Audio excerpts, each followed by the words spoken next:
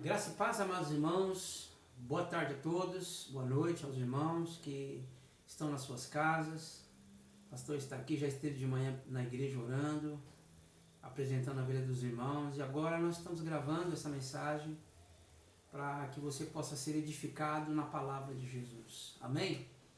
E eu convido neste momento você a abrir a palavra do Senhor comigo em Ezequiel, capítulo de número 14, a partir do versículo 21. Amém? Ezequiel 14, versículo 21. E está escrito assim na palavra do nosso Deus: Pois assim diz o soberano Senhor: Quanto pior será quando eu enviar contra Jerusalém os meus 4 terríveis juízos: a espada, a fome, os animais selvagens e a peste, para com eles exterminar os seus homens, os seus animais. Contudo, haverá alguns sobreviventes, filhos e filhas, que serão retirados dela. Eles virão a vocês. Quando vocês virem a conduta e as ações deles, vocês se sentirão consolados com relação à desgraça que eu trouxe sobre Jerusalém.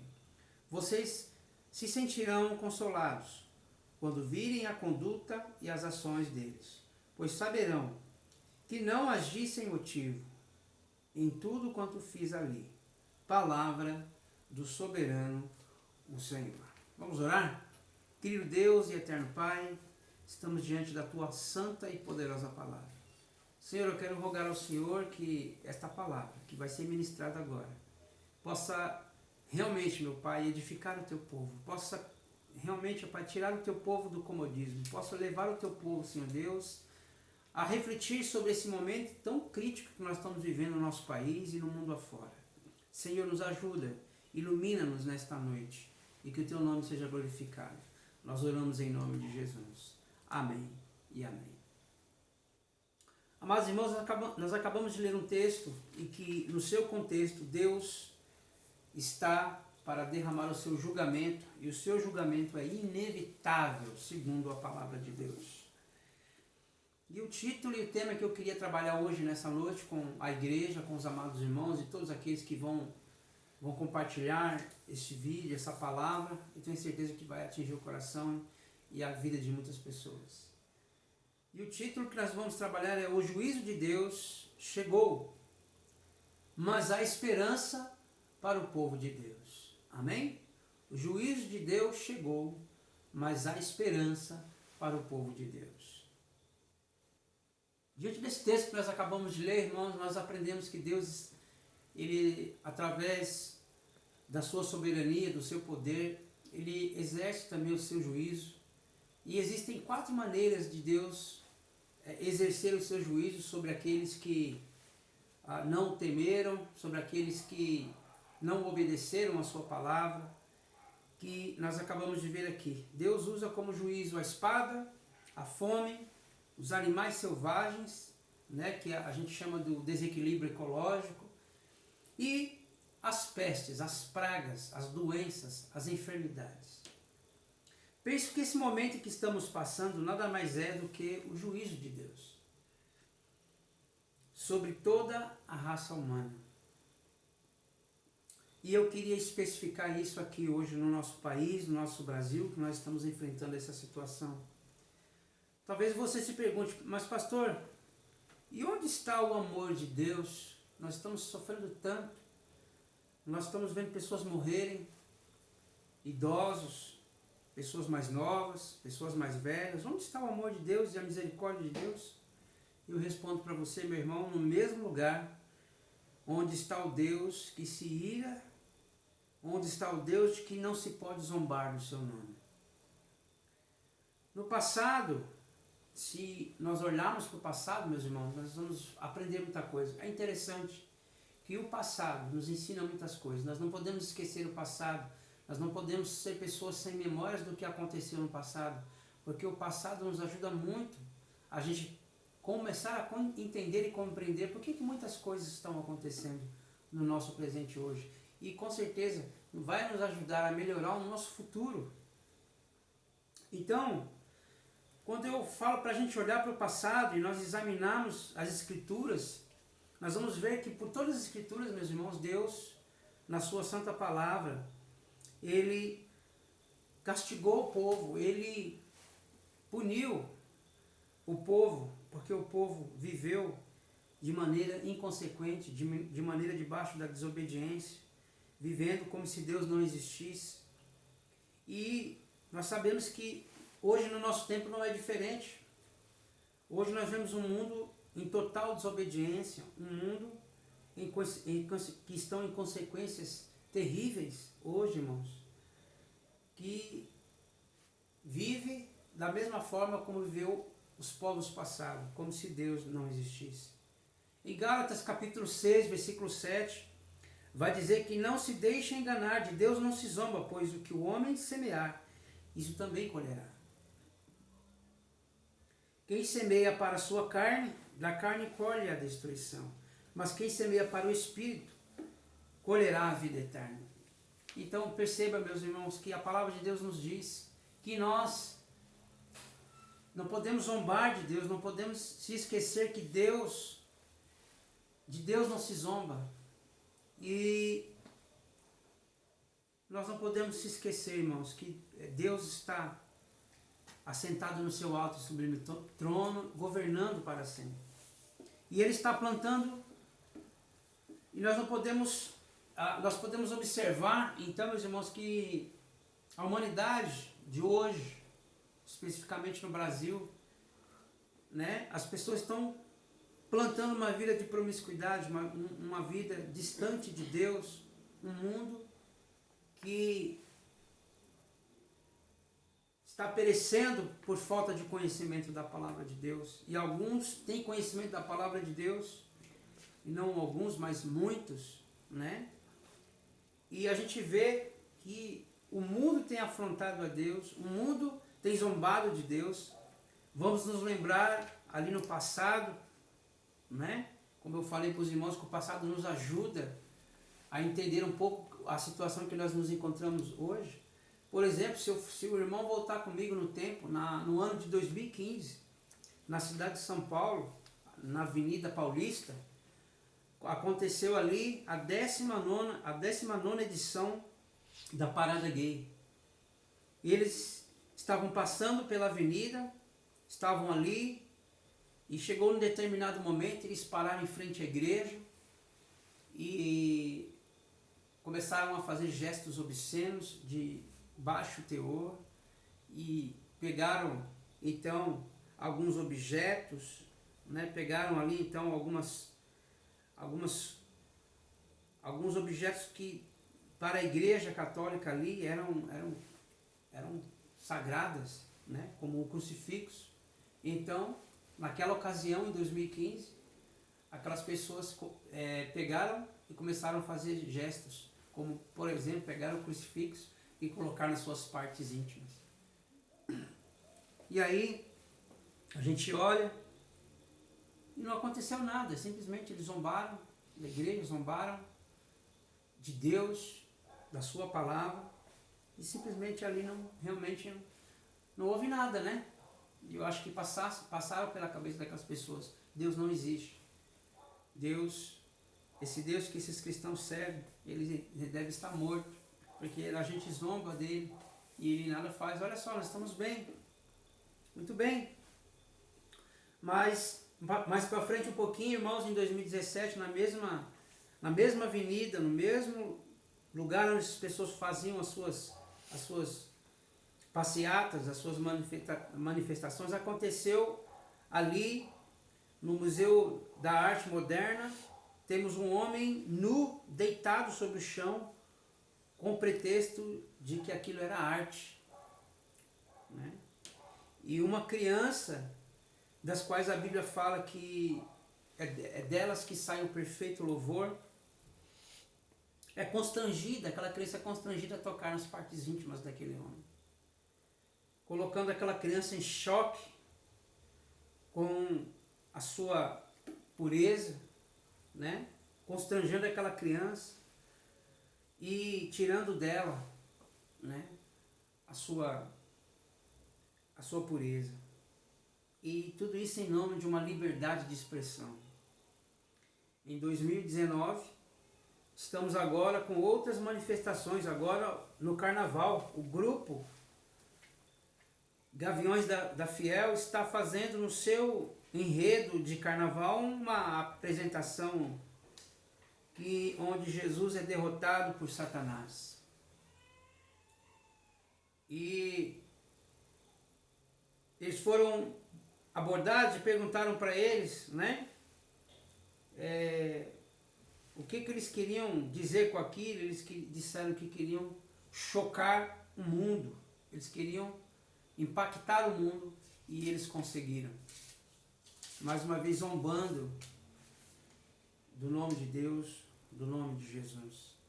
E se você vai mais um pouquinho para frente da história, na virada de 2019 para 2020, a gente também tem uma festa muito importante no nosso país, que é o Natal, no final do ano, né, que é comemorado aqui no Brasil, a chegada de Jesus, o Natal.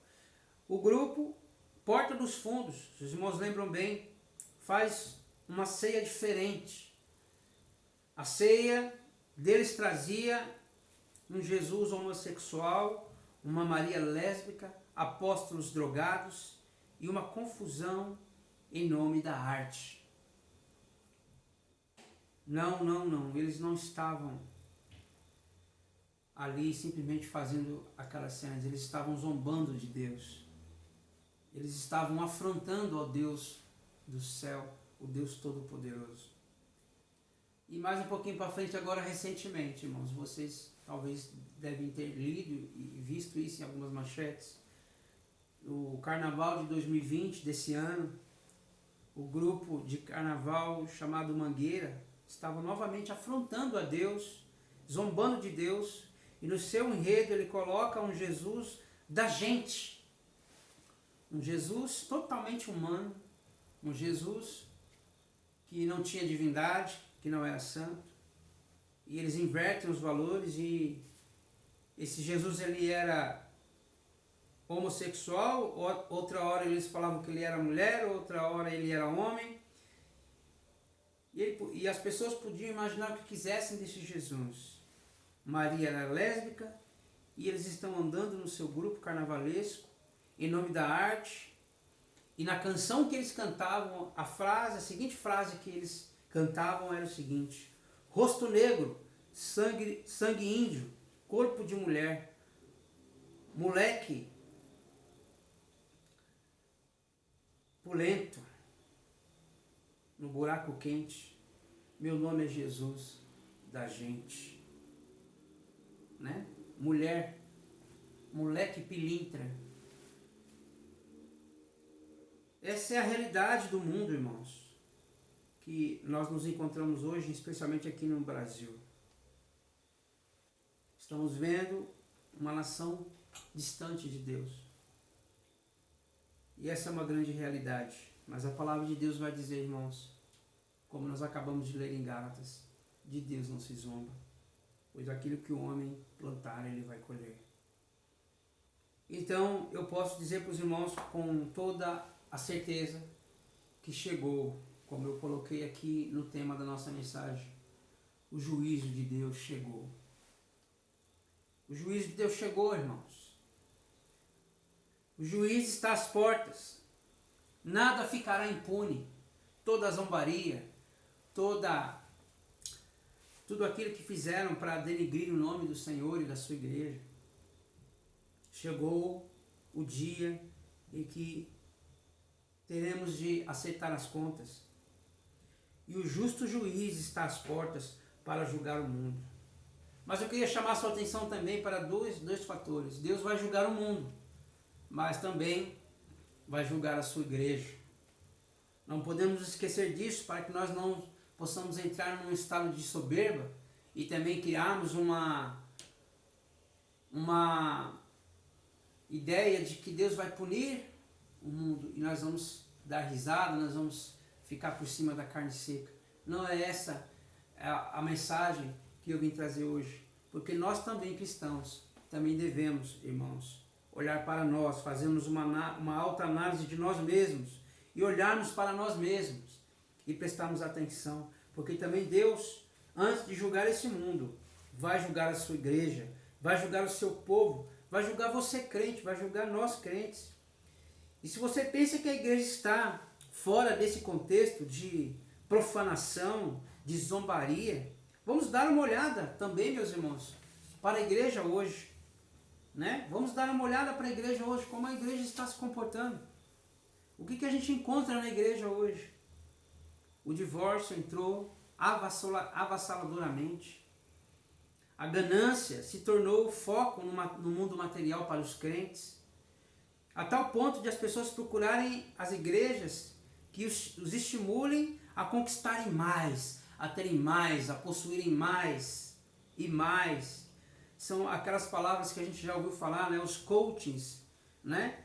Que são pessoas que levam uma palavra ali apenas para motivar as pessoas, né? Para que as pessoas se sintam bem e elas querem se sentir atraídas por isso. E nós vamos ver que isso foi desencadeando. A gente pega também hoje as igrejas no louvor, né? Deixou de lado aquele louvor que glorificava a Deus, aquele louvor que exaltava o nome de Deus, que a gente costuma dizer que é aquele louvor cristocêntrico, que é aquele louvor que adorava única e exclusivamente a Deus. E hoje nós vemos igreja centrada no homem, igreja centrada na pessoa do homem, não na pessoa de Cristo. E nós vemos então, irmãos, que a igreja colocou o louvor para que o homem fosse glorificado. Voltou-se então para o egocêntrico do homem, né? E as mensagens sempre são mensagens de vitória, mas eu vou vencer, eu sou indestrutível, eu sou capaz, eu sou forte. Em outras palavras, para resumir, eu não preciso de Jesus. Pregações cheias de heresias, cheias de mentiras, falsos profetas, revelações carnais. Há bem pouco tempo, irmãos, eu já disse isso numa outra gravação, num outro momento, de uma outra palavra, que nós recebemos um vídeo de uma senhora dizendo que teve uma revelação nessa época em que a gente precisa ser responsável e não irresponsável, de se resguardar a saúde das pessoas, dizendo que nós não poderíamos deixar de congregar, de estar ali com a igreja aberta, com a igreja cheia de pessoas. Uma irresponsabilidade total, irmãos. Pregações cheias de heresias, falsas revelações carnais. O sensualismo entrou dentro da igreja, se tornou algo comum dentro das igrejas. Os crentes perderam o padrão de se vestir, o padrão de se falar. Os crentes agora estão se vestindo como o mundo se veste, falando como o mundo fala. Os crentes perderam a sua essência. Então agora o mundo e a igreja estão diante do juízo do Senhor. Ezequiel capítulo 14, 21 vai dizer que Deus está usando 4 maneiras de exercer o seu juízo, como eu acabei de falar. E o interessante é que Deus ele usa de trás para frente, como nós acabamos de ver aqui na palavra de Deus, no versículo 21 do capítulo 14 de Ezequiel. Deus vai usar o último juízo dele, que é aí então a peste, a praga, a doença. Deus começa então exercendo o juízo dele no mundo e aqui no nosso país, meus irmãos. E esse que surgiu no 1º de dezembro de 2019, esse vírus foi se espalhando, foi se esparramando pelo mundo afora, e você, sem perceber o que estava acontecendo, de repente nós nos pegamos de surpresa por uma doença que tem levado o mundo à bancarrota, que tem levado o mundo a tomar um prejuízo, a perder coisas e a perder pessoas. Apenas um vírus tem causado um estrago tremendo. Meus irmãos, quero que você preste muita atenção nisso. Esse vírus já chegou a 150 países e agora já foram mais de 156 mil casos confirmados de pessoas infectadas. E nós estamos vendo que dessas 156 mil, 5 mil mais de 5.000 pessoas já morreram pelo mundo afora. E eu quero chamar a sua atenção nessa noite, meu irmão, que essas coisas que estão acontecendo não são um acaso. Deus está vindo com o seu juízo, Deus está vindo, não para nos punir, mas para nos corrigir. Veja só, a palavra de Deus tem nos mostrado, irmãos, que o povo precisa ser corrigido. Deus está entrando com o seu juízo. Deus está trabalhando para que as situações mudem, para que as pessoas parem de zombar do seu nome, de achar que tudo que elas fazem um dia, elas não vão prestar conta, mas vão. E hoje nós estamos vendo isso, irmãos. Deus quebra economias. Deus desfaz tudo aquilo que o homem acha que ele é indestrutível. Deus abala este mundo para que nós nos prostremos e reconhecemos que Ele é Deus e que não há outro. Então eu não tenho dúvidas que Deus chegou com juízo, chegou com sua mão forte. Eu me lembro, olhando para a palavra de Deus também, que Deus, lá no Antigo Testamento, mais propriamente no livro de Gênesis, quando Ele avisou a Noé, porque aquele mundo estava pervertido, aquele mundo estava, comido pelo pecado, as pessoas não queriam de jeito nenhum se voltar para Deus, mas Deus deu a Noé a missão de pregar a palavra. Deus destruiu Sodoma e Gomorra, cidades que estavam praticamente perdidas em todo tipo, toda sorte de sexualidade que você possa imaginar. Deus teve que destruir aquela cidade, porque aquela cidade já estava toda apodrecida pelo pecado.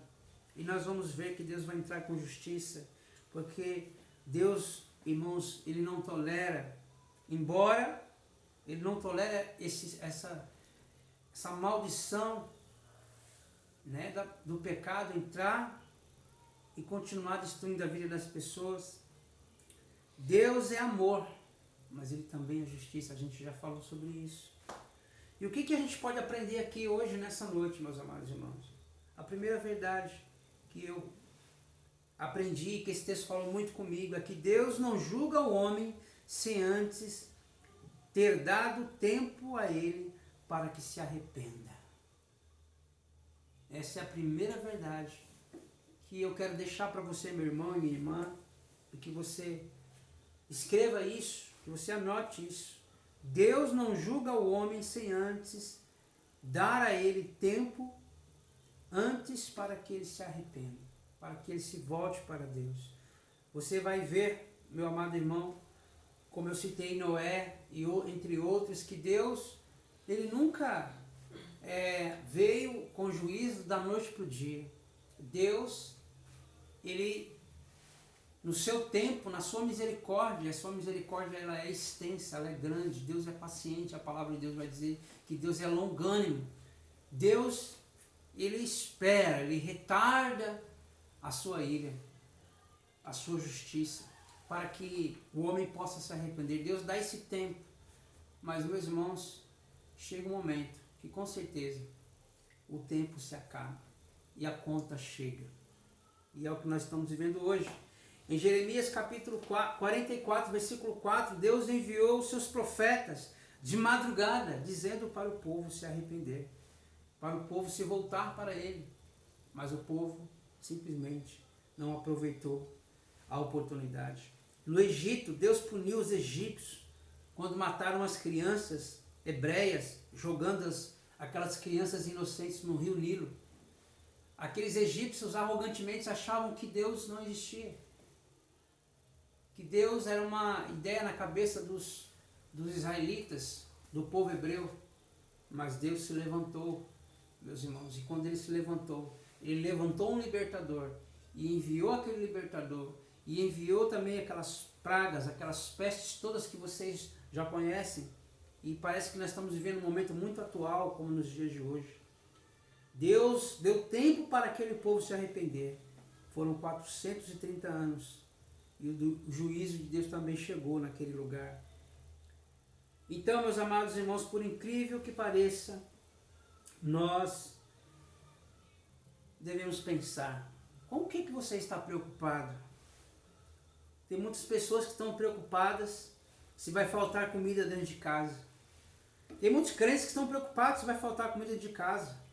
Estão preocupados com tantas outras coisas, meus irmãos, que não convém. Porque o mundo, o ímpio, aquele que está no mundo, aquele que é ímpio, ele está preocupado apenas com a sua própria vida. Ele está preocupado porque que os shows foram cancelados, por que ele não pode mais no shopping, por que ele não pode isso, mais aquilo. As pessoas estão preocupadas. As pessoas, elas perderam totalmente aquela sensibilidade de olhar para Deus e de olhar para o seu próximo.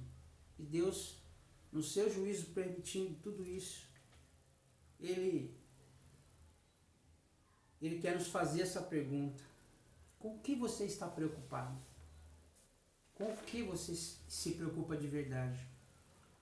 Hoje pela manhã, orando com um pastor amigo meu, eu orei ali, meus irmãos, nessa manhã, e chorei aos pés do Senhor pelos povos não alcançados, ali da Ásia, povos que nunca ouviram falar da palavra de Deus, que não tem nada, que não tem um versículo da palavra de Deus. Se esses povos, se essa enfermidade chegar ali, esse povo vai morrer, mas o pior disso é que eles não têm salvação. Sabe, meus irmãos, olhando aqui diante da palavra do Senhor, o que tem tirado o seu sono?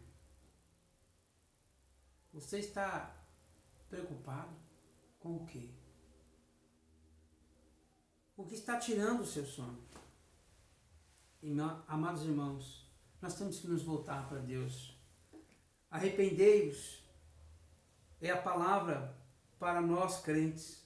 Você mulher, você homem, você jovem, você que está ouvindo essa mensagem agora. Aí você diz, pastor, vou me arrepender do quê? Desse egoísmo. Talvez você é uma pessoa egoísta, só pensa em você. Você talvez é uma pessoa que não aprendeu ainda a se doar, não aprendeu ainda a adorar a Deus, não aprendeu ainda a habitar na presença de Deus. Você está triste por não poder ir à igreja hoje?